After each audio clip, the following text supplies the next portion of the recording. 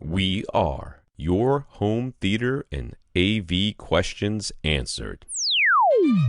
This is AVRant.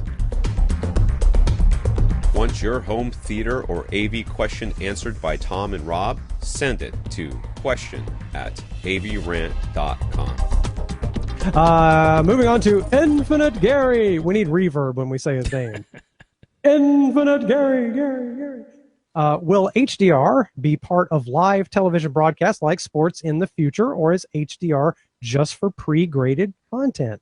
I assume that ATSC 3.0 standard has it right there, right? Oh, it's going to be part of live television. In fact, that's largely what HLG, which is hybrid log gamma, which is another form of high dynamic range, but that's largely what HLG was developed for, was live broadcast. HLG does not use any metadata. So it's just being captured by the camera. The first 100 nits are sent as the same as standard dynamic range, the same gamma curve that we've used as standard dynamic range. That's the first 100 nits. If you have a standard dynamic range TV, that's where it stops. And it looks exactly the same as it always has as far as dynamic range goes. Then the next, from 100 to 1000 nits, is done with a logarithmic curve instead of the gamma curve.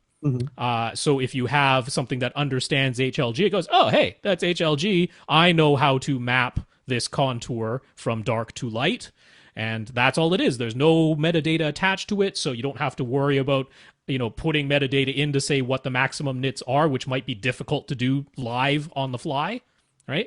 So HLG, you don't need that. What comes into the camera gets put into this curve system, gets sent out, gets decoded by your HLG compatible television, and that's it. So that's largely what it was for live sports, live. And that'll be there. And just think about like camera people at like a NFL game.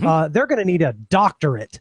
I mean, they're going to have to really have some technical training. It's going to put so much pressure on getting your exposure and everything just exactly right, because you're going to see every flaw. It's supposed to make it a little bit easier, though, because rather than having to choose, do I underexpose this or overexpose that, you just kind of shoot it.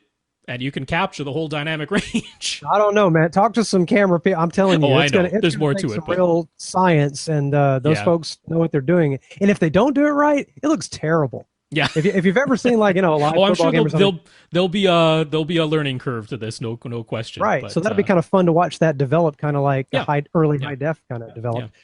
Gary was trying to play a Netflix Blu-ray with some minor scratches, so he still gets the discs. On his older Denon, Marantz, and Panasonic players, playback would freeze at exactly the same point, but on his Oppo, it played flawlessly.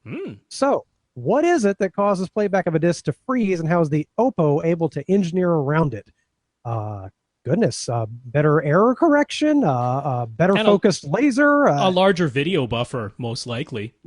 I mean, when you get, a slightly scratched or damaged disc or something like that, I mean, the laser is either being reflected back into the sensor or not. That is your ones and zeros, right? So it's shiny parts and dull parts. If you could zoom way in on the disc, that's what you would see. Little pits and peaks. So shiny parts, dull parts, 1010. So if that gets damaged in some way, then what comes back is, unreadable by the player. But if you read that section over and over and over and over again, that's right, you can make an educated guess as to what that pattern was supposed to be. You need a buffer in order to read it over and over and over again and analyze it. So if you have a larger buffer and a little bit more processing power, you can read ahead on the disk. You come to this part that's damaged, you read it a gazillion times, you analyze it, and then you fit that back into the video stream. So that's kind of what it comes down to. By the way, shiny parts, dull parts has to be the name of this episode. Okay. And also, there's a program called Exact Audio Copy for CDs. Back in the day, you can still get it, but back in the day, it was like the most advanced way to rip a CD onto your computer. And it had exactly that feature. If you wanted it to rip slowly and take its time, it would sit there on any error and just read it, take the average. And so that makes perfect sense. Oppo has probably just got so much of a video buffer that it can take the time to do that and then catch up after it fixes that error. So and it's not like it's infallible. You can, No. if you poked a hole in the disc, it's Yeah, never going to be able to read that. So, yeah. No, it will freeze there. It will freeze there. No amount of tweaking will help. And so that's probably what makes the difference.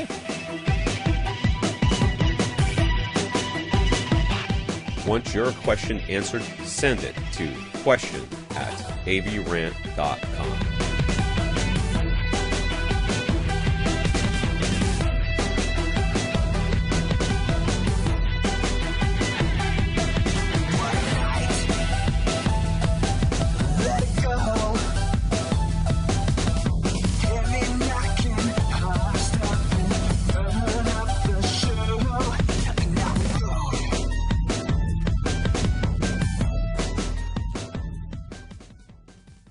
This is AVRant. Now go out and listen to something.